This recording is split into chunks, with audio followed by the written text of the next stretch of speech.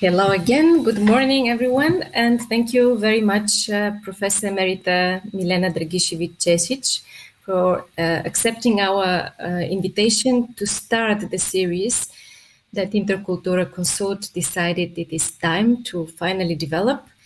We have had that idea on our minds for a while, but now we consider it critical and important to compare viewpoints of different regions, European, out of Europe, on what is happening in the cultural sector, what is happening with arts managers, what is happening with artists and public in the age of the digital opportunities and probably the digital divides. So I would like to just present Professor Šešić by indicating that she is an esteemed scholar and also trainer and consultant. She is the founder of the MA in Cultural Policy and Management, Interculturalism and Mediation in the Balkans at the University of Arts in Belgrade, and also one of the early founders and trainers of the European Diploma in Cultural Project Management. So these are the two, let's say, highlights we should start with, but I give you the floor to tell us what are you up to these days, which type of young colleagues do you work with in training or in consulting? In fact, I am always working, let's say, in at least 3 to 4 areas. You mentioned my professorial teaching work, which is both in regular studies, but also in continuous professional development. And in a few days, I'm going to have a very big seminar. In fact, we wanted to have a seminar for only 25, but many apply, of cultural managers, curators, programmers of different public cultural institutions in Serbia.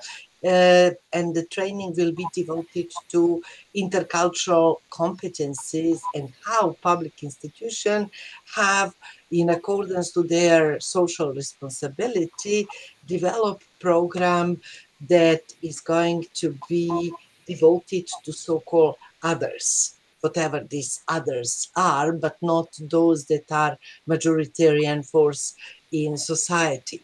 At the same time, I am also a researcher, and in this very moment, I'm doing a big research for UNESCO in Thailand, in Bangkok, about cultural policies and exactly how these cultural policies look like now in Thailand, but how they should change to be more adequate to the changes in society, something that we are about digital turn, but not only that, about more, let's say, dialogue and participative cultural policies. I just finished another research, evaluative impact research about the meaning and the impact of the Festival sur le Niger in Ségou in Mali. And many other things are ongoing in the field of research.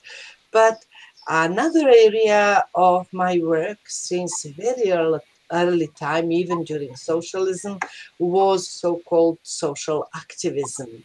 And that is something that I'm part of numerous NGOs, such as Center for Cultural Decontamination, for example, on one side.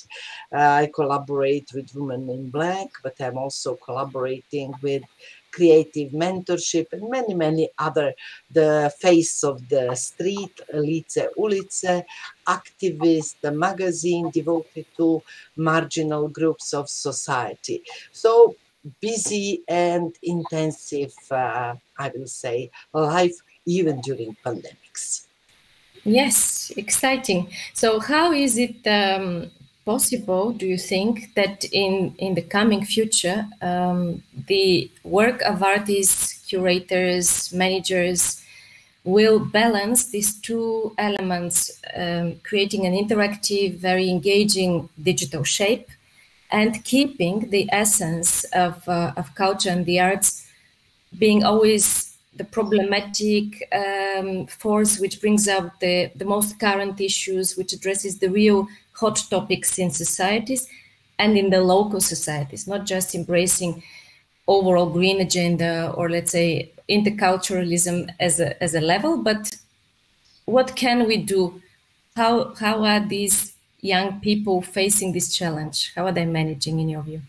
I think that even before pandemics, the cultural scene in the Balkans was exactly as you described, quite linked to the, let's say, to the streets, to the real social problems, to the emerging local problems, not only, although it is very okay, to be cosmopolitan, to look what is the general agenda of the world and so on.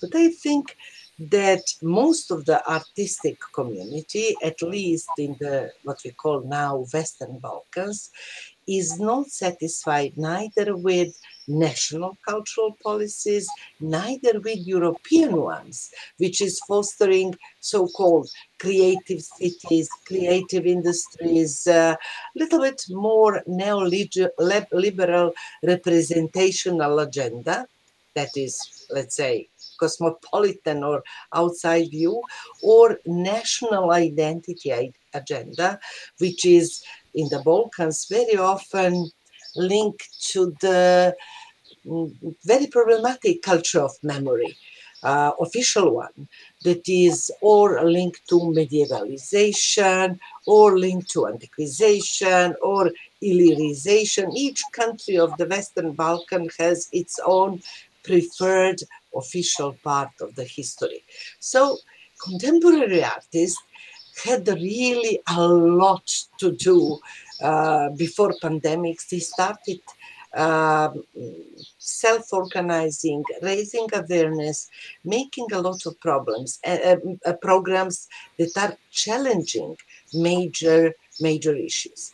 And then during pandemics, they saw to what extent they need to turn also toward digital tools, that street activism, as it was not anymore possible, as a regrouping in some special spaces, let's say, devoted to rethinking of the social agenda, again, due to lockdown, etc., was not possible.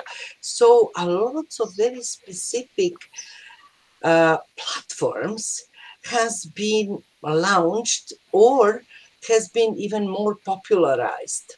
And those are not just platforms for cultural work, like we have ccult.org platform for really arts and culture, but platforms like Machina, Supervisual, and so on, which are combining radical social thought together with radical art.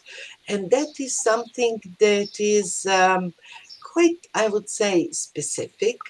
And it was produced by self-organization. And that's something very new. Very often we have been accusing artists for waiting the state, public policies, public cultural institutions to offer exhibitions and so on. Now, that's not the case. The best working during pandemics has been those self-organized spaces, which basically produce what we call bottom-up cultural policy, because it was really, really needed. It offered artistic work really with the conscious how to act. And now when we see, for example, that especially in my country, there is no more political opposition, there is no more really strong political forces. What are now the strong social forces? Really local movements, myriad local movements helped by local artists to articulate their message that they are not going to give up their forest to Rio Tinto international company, that they are not going to give their water to Chinese companies and so on. So it started to be, our government is accusing all these social and artistic movements that are combined as being anti-future, as being a ludist movement, like against industrial revolution. But we are not in industrial revolution period. We are in digital period. Thus, one more thing, very important. COVID-19 crisis revealed the extent to which digital cultural archives and digital collections that are disposed by some cultural institutions, but also by cultural organizations, association of artists, and so on, very important. Because all those that had in their disposal at least kind of a digital archive, digital collection, digital artistic work.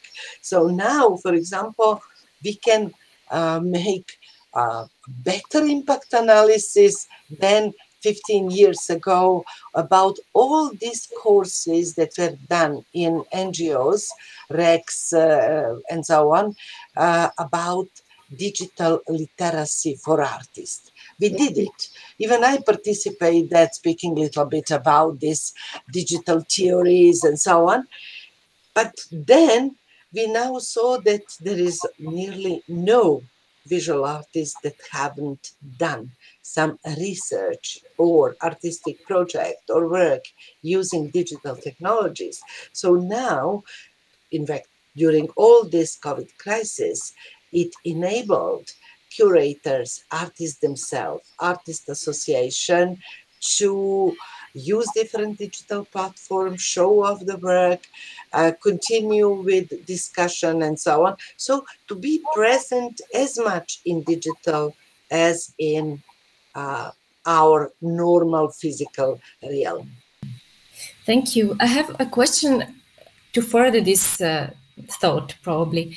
You are constantly engaged with discussions and collaboration with artists and curators and managers from India, Africa, different countries. To what extent do you consider there is a difference in the challenges they face, or do you consider that, in fact, this dilemma of where we place our energy and the often limited resources, how do we keep resources for working with the public, physically, digitally, and how do we keep resources for creative work? Is it the same in different contexts? I would say we are so privileged in Europe that we are not even aware to what extent we are privileged. We criticize, as I said, our artists are not satisfied neither with national, neither with local, neither with European cultural policies. They would like to have more social justice principle, so that, for example, public cultural sector is not that much privilege compared to civil society, independent artists, artistic collective. But when we go to the realm of Africa or India, then those people have been forced since the beginning to rely on themselves. They even do not question the fact that there is no funds in public cultural policies. State of Cambodia, for example, has a zero fund for cultural policy donation to artists and so on. They just have as much money as salaries in public sector demands, and that's it. And for technical entertainment of libraries, museums, minimum. That's it. The same, or more or less nearly the same, is in African countries such as Mali, Burundi, and so on. But in India, it's a little bit different because there is a cultural policy. But this cultural policy is only linked to capital city. It's linked to national culture, which is, in spite of the constitution and everything else, mostly supported in Hindi and English. So for projects, for arts, for investigative arts and research throughout India, there are no public funds. So how they survived pandemics. And that for me was incredible. Since the first day of the pandemic, I got a lot of letters from my colleagues and friends, solidarity actions. We did that also in the Balkans. Association of Drama Artists, the Visual Association of Visual Artists, all of them raised funds, created solidarity movements and so on with freelance artists, but we cannot even imagine how difficult this is in such a huge country, such as India, which is also divided by 33 official languages and 200 unofficial languages. But not only to say that, but caste system, which we learn in school that that's abolished long time ago, but it's so present. And all art forms, all art collectives that do not belong to the Hindi, Brahmin, or some other upper caste do not have real chance even for a larger social support in their state, among their compatriots and so on. So I have to say that there is something we should learn from them.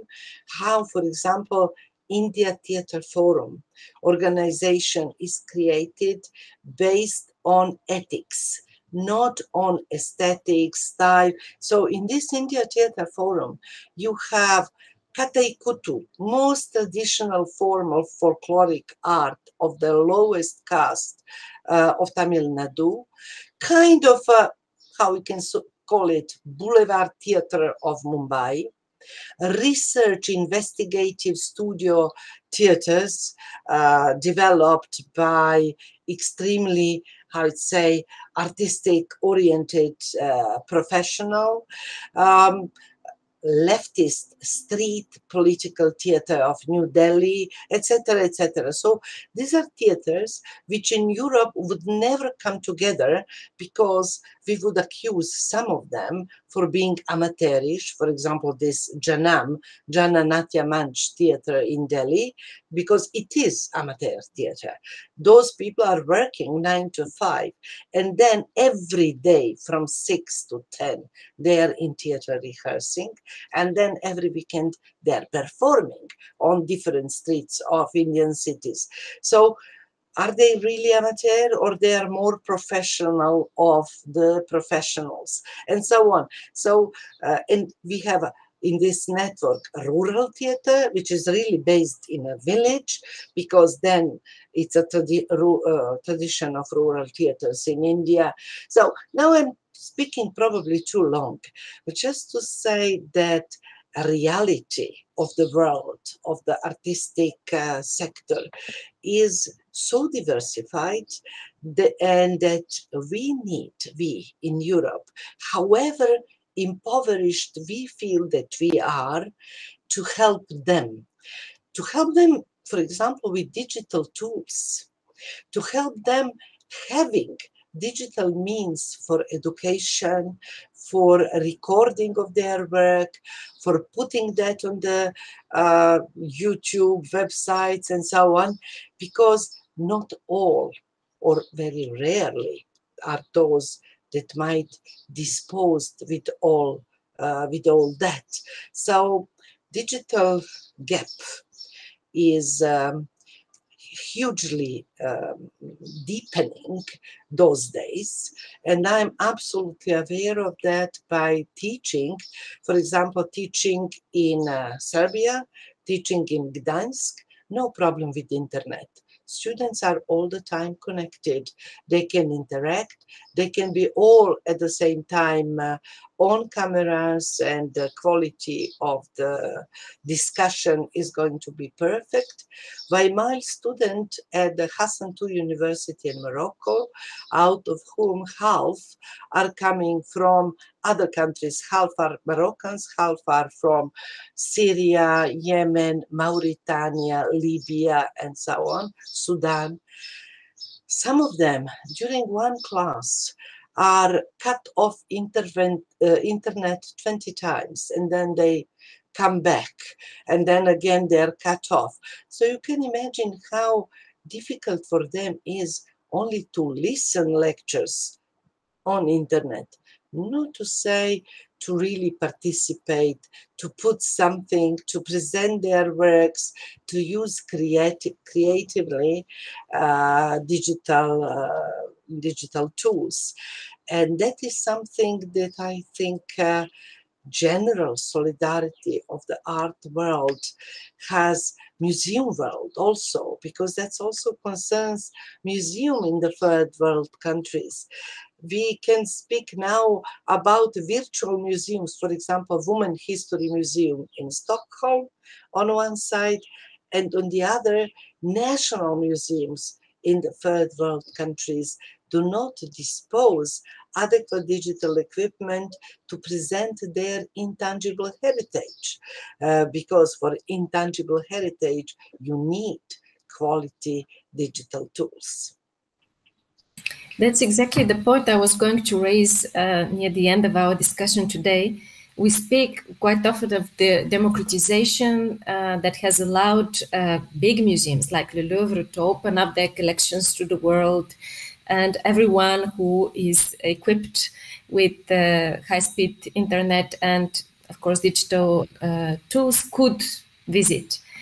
But we have also carried out this year a project called Reconnect, which studied the point of view of the audiences, what they expect, what do they think of their need, their demand for artistic and creative content, how do they compare real virtual access. And what we learn is two things I would mention just now. One is that young people, surprisingly for us, are very keen to use the new opportunities to go deeper once they discover a topic that is interesting. So beyond the actual artwork or performance or whatever, they go further into reading, which we didn't really expect so manifested to be strong interest. And on the other hand, we also see that people are quite tired of long filmed so-called traditional way of performances, which in the virtual or in the digital world don't function as easily. How is your perspective on that? What do your colleagues and students and organizations you consult say? I think that the major results have been shown by institutions who knew how to combine and make or a hybrid form, or to use all this form real with a very few, even for example, gallery of Matica Srpska in Novi Sad. It's a museum of mostly 19th and early 20th century paintings.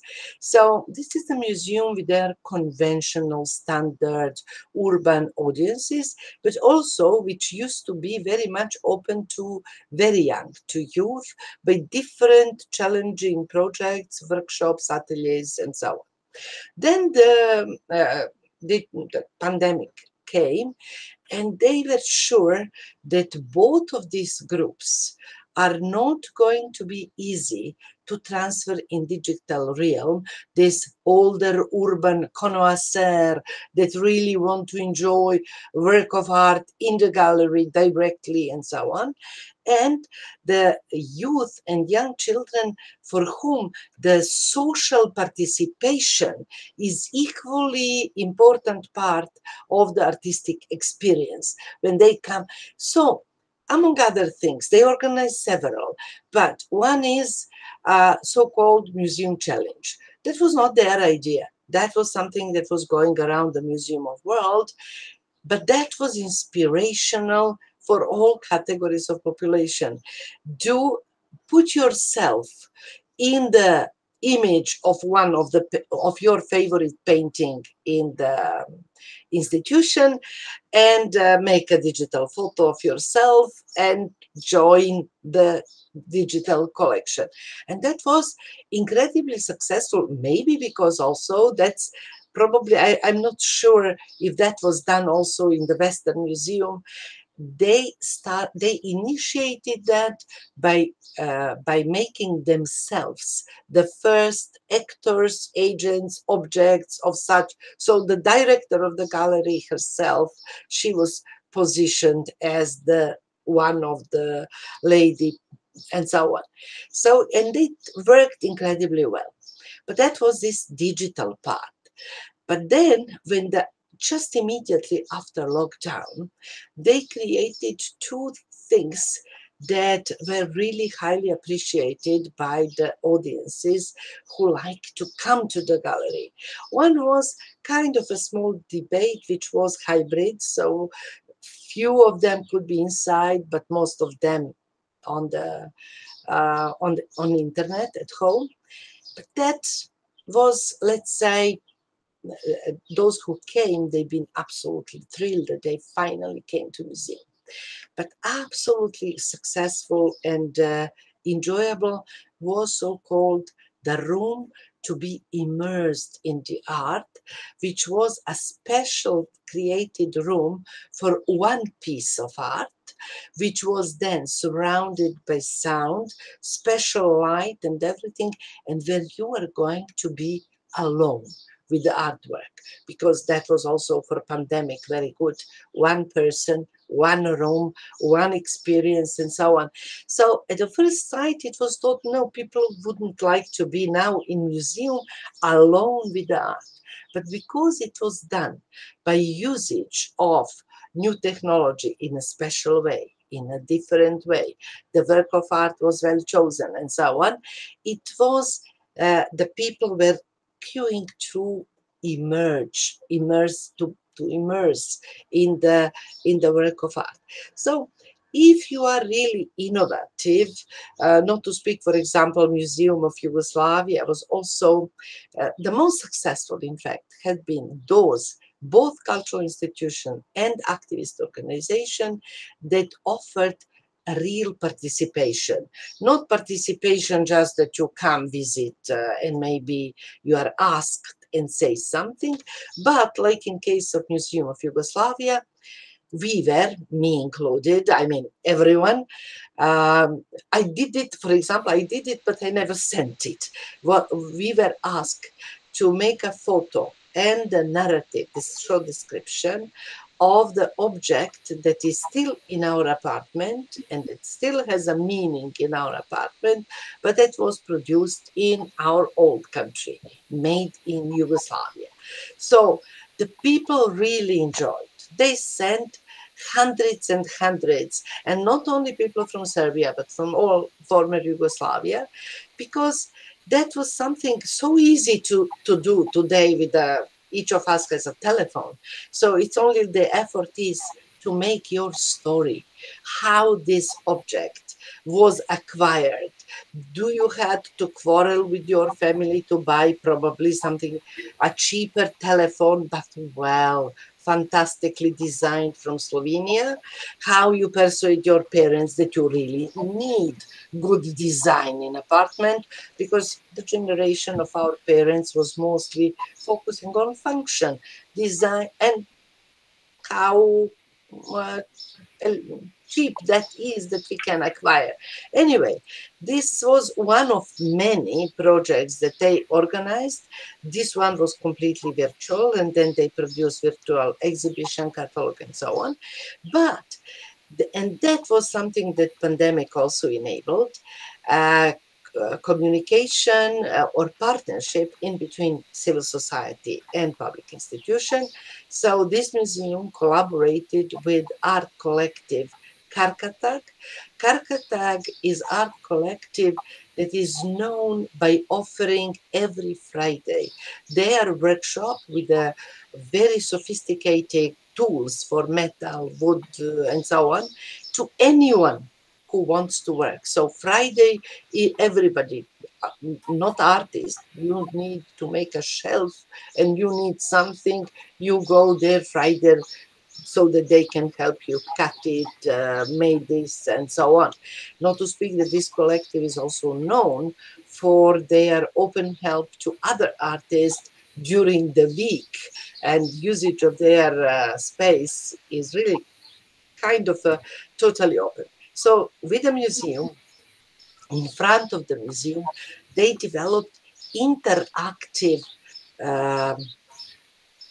artworks, so that the audience can add their stories to postcards, that can combine or can communicate. It was very different types of interactive artworks. So also depending on technology, because they were using, for example, in one of them, using digital photo archive of the museum, and then you could make your own message, create your own postcard, and so on. So it was also by usage of digital tools, but there in the museum or outside of the museum, because it was exactly done last year in summer when when all these objects can be put outside. So innovation, sometimes tough times are provoking innovative partnerships and innovative solutions. Excellent finish of our conversation. I think in the coming future we will have another talk on cooperation and collaboration. Amazing story, amazing talk, and we wish you a very good day today, and stay in touch for the next interview we will take soon. Thank you very much. It was interesting, our discussion, and there is always more to say. Indeed. Take good care, stay healthy. Ciao.